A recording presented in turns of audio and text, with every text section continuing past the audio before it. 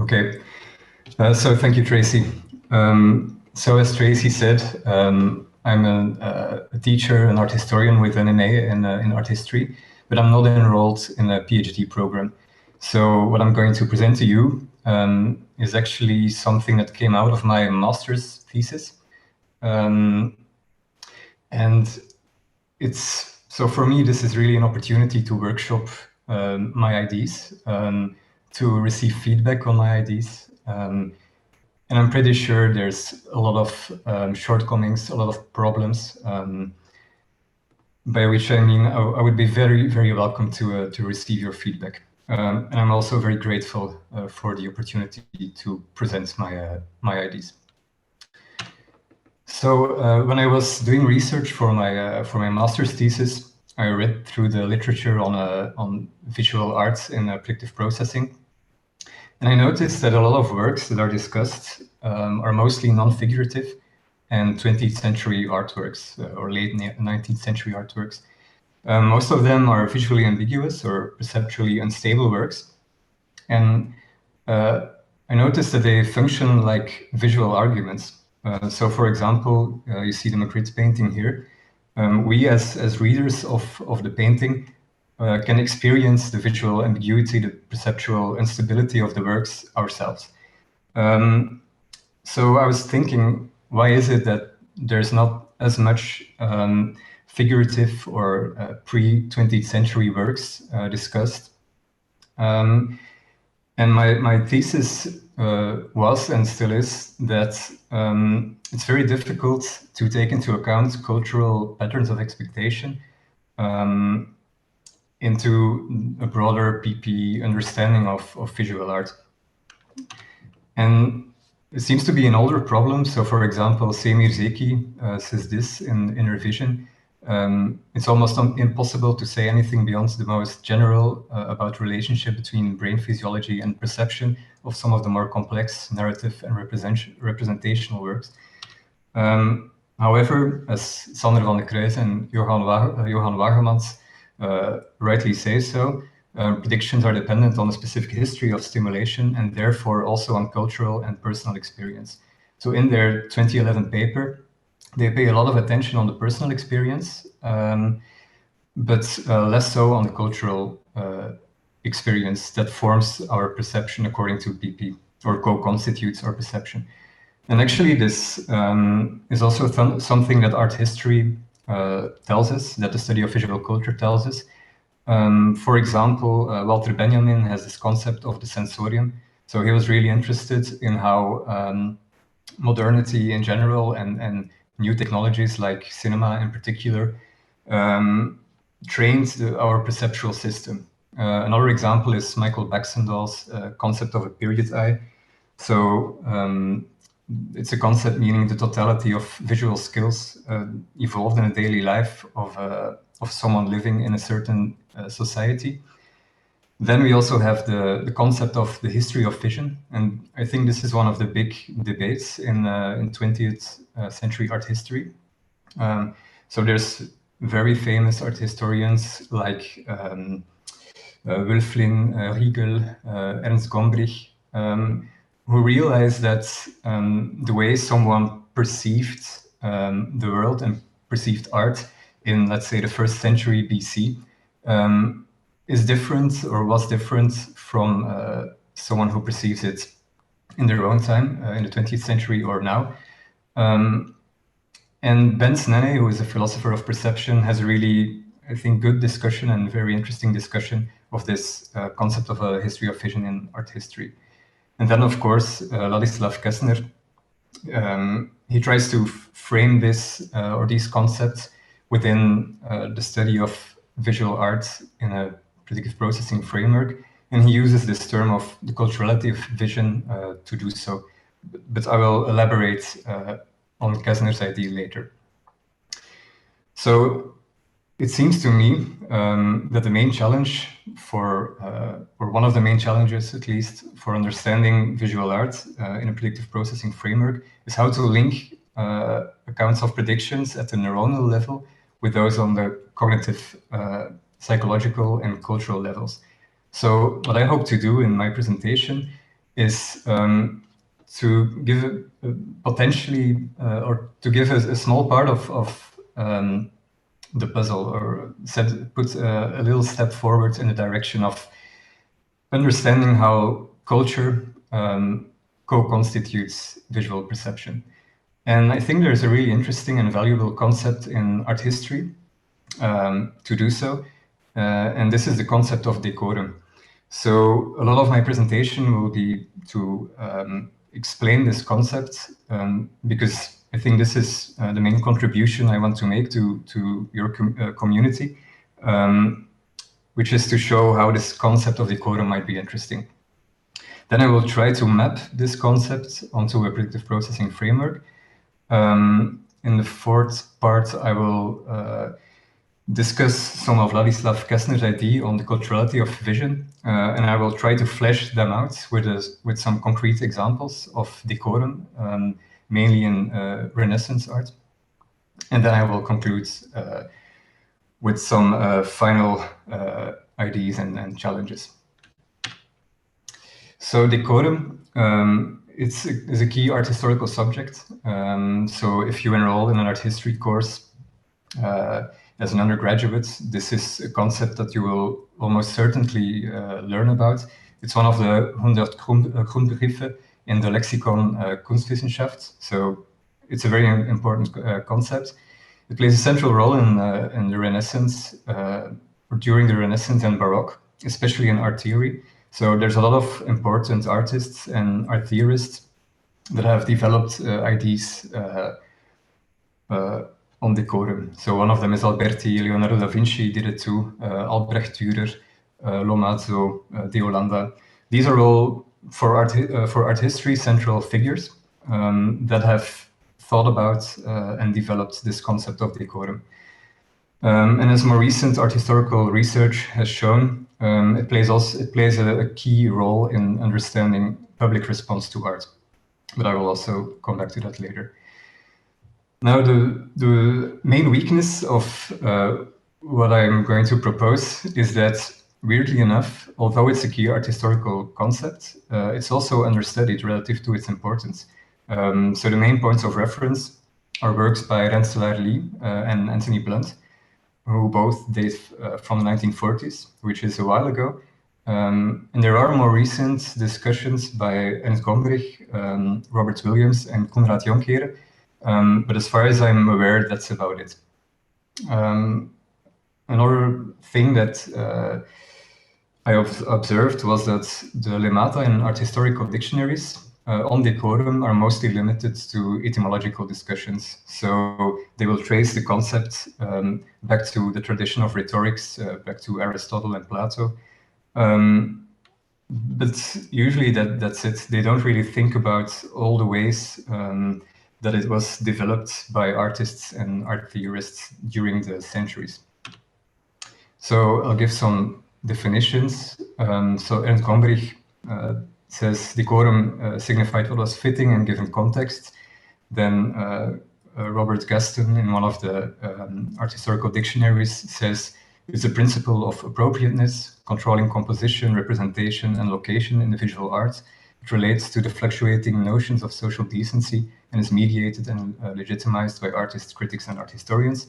And then Konrad Jonkere, who really did a lot of important work on decorum in the past decade, writes, in art theory, decorum refers to the way in which a work interacts with the viewer and their implicit patterns of expectation. If a work confirms these expectations, decorum is preserved.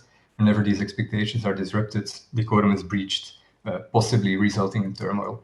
And this is a quote from a work on the Beeldensturm, so a period of iconoclasm in 16th century Netherlands. So he looks into how these periods of iconoclasm relate to decorum and the breaching of decorum, which I think is interesting for our purposes here. So this is one of the classic examples of breaching decorum. So in the Paris Salon in 1863, this work was shown, and we have a lot of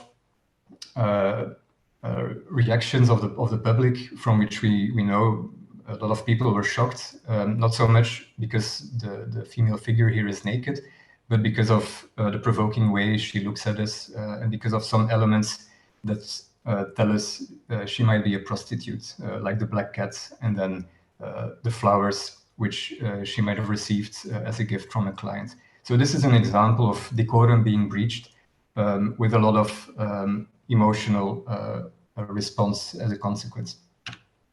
This is another classic example. It's the feast in the house of Levi by Veronese. But as you can see, it looks very similar to the subject of the Last Supper. And this is because originally Veronese painted it as a Last Supper, but the date here is wrong. It's 1663. But at the time, the Catholic Inquisition, they thought it indecorous to paint the scene of the Last Supper in such a lavish way. So they basically told Veronese he had to change the title into the more profane Feast in the House of Levi. So this is another example of decorum being breached, with a lot of reaction as a consequence. And interestingly, I don't think it's a coincidence that these are the works we remember in art history. These are some of the key or pivotal works, because it's precisely because decorum was breached, because patterns of expectation were breached, that they remain in our cultural memory. Another example of decorum, or a lot of examples of decorum, we can find in books, so in books on art theory, or here in Leonardo da Vinci's notebooks. So here he prescribes: observe decorum, that is to say, the suitability of action, dress, setting, and circumstances to the dignity or lowliness of the things you wish to present. That a king be dignified in his beard, his mien, and his dress. That the movements of an old man not be like those of a youth, nor those of a woman like those of a man, nor those of a man like those of a child. So here he's really telling other artists, look, this is how you have to depict these kinds of scenes if you want to do it in a proper manner. Now note that this, it sounds very prescriptive, as if Leonardo wanted to lay out some rules, or arbitrary rules, but they aren't arbitrary at all. So they are part of a larger frame of a theory of art, of a theory of knowledge, but I will also touch on that a bit later. So I think one of the things that would make my proposal for using the concept of decorum in the study of visual art and within a predictive processing framework a lot stronger is if it would be relevant beyond the Renaissance and Baroque. Because I think a very reasonable critique of what I'm proposing, what I will propose in the following slides, is that it's a projection of a mainly Renaissance concept onto other periods, and that might be stretching it a bit. But I think there's an argument to make to stretch it. I actually have 4 arguments. So the first is that art historians have been trying to look for decorum in other periods. And for example, in the study of ancient Egyptian reliefs, a system of decorum has been induced from the study of artifacts. So this is from an Egyptologist named John Baines. However, there's also been critique. So one of the critiques is a very recent publication, or forthcoming publication, by Todd Gillen, who says, well, but John Baines, he's projecting this Renaissance concept on ancient Egyptian artworks. It's stretching it. There's not enough arguments to do it. Another point I would like to make in favor of stretching it, in favor of using it in other periods, is that also today you can see that our online visual culture has extensive decorum has extensively codified how things are to be depicted. So, for example, as you are well aware, I guess, Facebook has a literal codex, a literal list of rules telling us what is appropriate and what isn't to show on the platform, governing the visual world of billions of people. Another argument in favor of stretching it would be that I think every artistic canon, so every tradition with works to look up to, presupposes, I think, minimal decorum, which is to say an implicit set of norms, be it formal, representational, or symbolic, by measure of which these works, these canonical works, are selected. And then the last point, which I think is my most important argument, or my strongest argument, that is that the specific cultural rendition of pictorial rules itself stands witness to intersubjective patterns of expectation in that culture. So I don't think it's a coincidence that in the Renaissance and in the Baroque periods of intense cultural change, we can see like an intensification in the codification of rules. So this seems to me an important thing to keep in mind. So I constructed a working definition. Decorum refers to a system of rules governing pictorial depiction in a given cultural context. The degree to which these rules are codified and thus made explicit is historically and culturally contingent. Thus, there's a measure of what is considered fitting. The specific cultural rendition of the concept itself stands witness to intersubjective patterns of expectation. And crucially, decorum is most visible when violated, often leading to intense emotional response. So this is the definition I use when discussing decorum in my presentation. So now I hope this was a clear overview or a clear introduction into the concept of decorum. Now I will try to map it onto a predictive processing framework. So I'll quickly rehearse predictive processing, or what it means, or at least how I understand it. So according to PP models, the brain anticipates sensorial inputs with a hierarchically structured flow of predictions trying to account for incoming signals. These top-down predictions are probabilistically inferred from prior knowledge and weighed against bottom-up sensory signals at different levels in the cortical hierarchy. Whenever a mismatch occurs, the sensory signals are propagated upwards in the hierarchy to be explained away by new hypotheses in a process called prediction error minimization. For PP models of perception, this propensity towards ever less prediction error is key, because it's what allows the system to self-organize and gear itself towards ever more precise predictions, approximating a statistical process called Bayesian inference.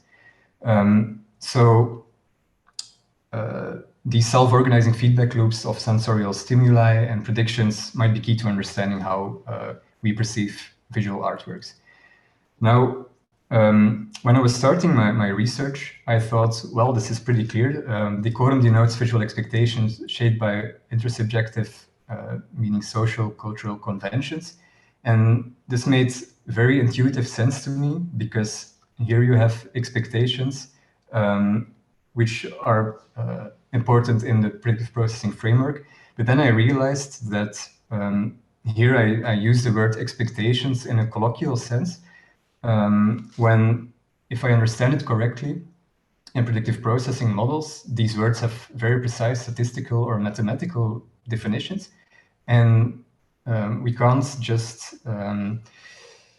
use our colloquial everyday definition of these words if we want to understand something like visual expectations within a predictive processing framework. Another thing that I'm wary about, that I still am not actually sure how to exactly understand it, that is, as Andy Clark says in his 2013 paper, that there's a difference between sensory surprisal and agent level surprise. So he uses this example of an elephant suddenly appearing in the room, and he says, well, okay, if an elephant suddenly appears in the room, I, as an agent, will be surprised, but for my perceptual system, it wouldn't be surprising, because the perceptual system itself will have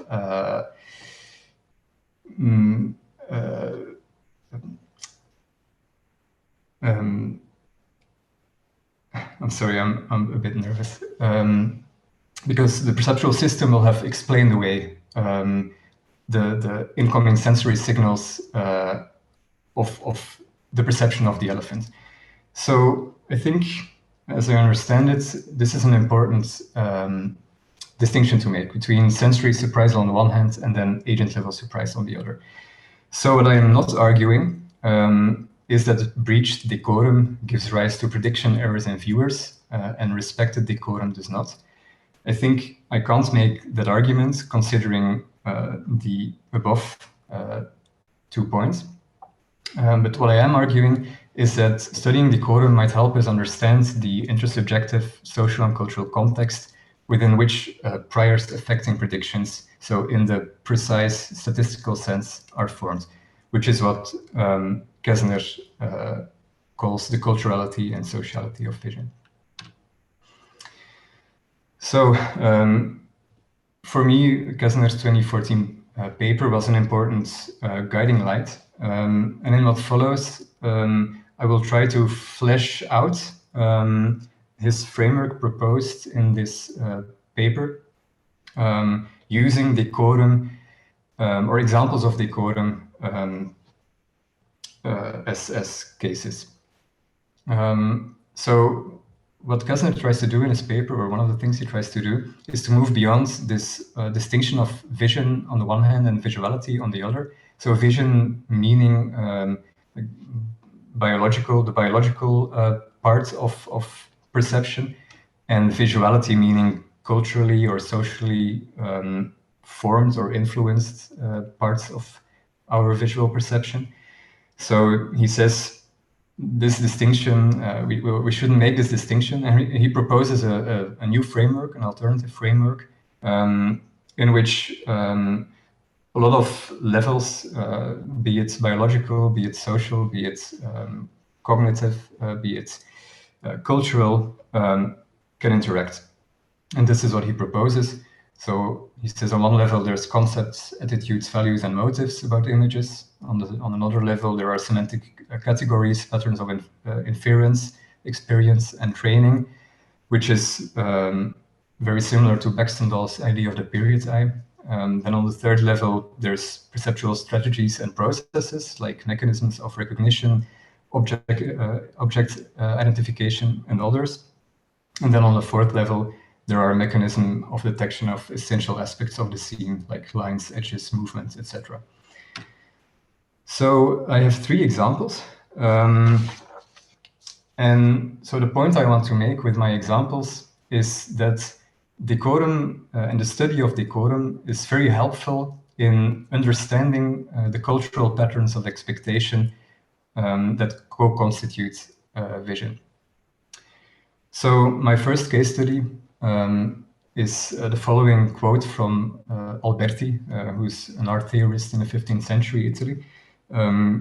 He says, "The hands of Helen of Troy or of Iphigenie must not be withered and rough." So if you look at artworks, for example, this work by Tintoretto, you can see, if you look at the hands, that they are not withered and rough. So Tintoretto, he didn't breach decorum. He followed the guidelines of Alberti, who had a big influence still in the 17th century. So if I wouldn't have told you to look at the hands of Helen, then you probably wouldn't have noticed that the hands are not rough at all, or very aristocratic, you could say. So in order to focus on the hands and to this, if decorum has been breached or hasn't been breached, if these hands are if the hands are withered and rough or aren't, you kind of already need to have integrated this this concept, this attitude of the hands not being rough, which in itself is part of a bigger framework or a bigger art theoretical framework, which refers to the Aristotelian notion of mimesis. So in the Renaissance, this idea of mimesis and representing reality as it really is in paintings was an important part of theories of knowledge that were linked to art theories. So this is, on one level, you need to be aware consciously or unconsciously of these ideas. This is another painting by Perrier. It's a sacrifice of Iphigenia. This is a bit later still, early 17th century. And here you can see the hands taking a very central position, which I argue is the artist telling us or telling his contemporary viewers, look, I understand the rules, the decorum of portraying the hands of Iphigenie. The hand is not rough, not withered. So I think this tells us something about selective visual attention paid by artists, certainly, and viewers, probably too, when they were experiencing, when they were looking at artworks in the 16th, 17th centuries. And then another point, but this is more trivial, is that a perceptual strategy for recognizing depicted subjects or objects is implied in this, namely, in order to realize that, or to make the judgment of this is decorous or this isn't decorous, in the sense of Alberti and what he tells us about Helen of Troy or the depiction of Iphigenie. You have to know that this is Iphigenie in the middle. You have to know based on some other hints, like for example, Artemis here with her attributes, the deer and the quiver. So you have to be aware of these small things that tell you, okay, this is what the painting is about, in order to know if it is decorous or isn't decorous. Another example is this statement by Giulio de Fabriano, who was a 16th century Italian cleric and arts critic. And he said about Michelangelo's Last Judgment, it seems that there is always a wind lifting up veils or hair and making them flutter. In certain places in his Last Judgment, Michelangelo has done this, not realizing that on that day of the Last Judgment, all winds and tempests will have ceased and heaven and earth will have lost their powers. So this is a detail of the Last Judgment by Michelangelo, and you can see the hair is fluttering and the garments are fluttering too.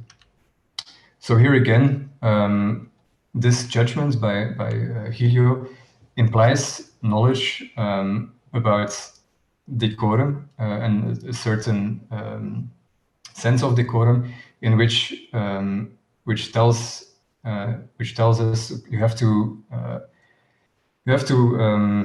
follow the rules of scriptural narrative. If in the Bible, if St. Paul writes that the winds have ceased on the day of Last Judgment, then you have to depict the painting like this. So I think you can argue that Giulio, for example, or other contemporary viewers, they were trained in these representational conventions, in part by reading the Bible or parts of the Bible, but also by other paintings depicting it in a decorous way. I see that I'm running out of time, so I will skip this third example.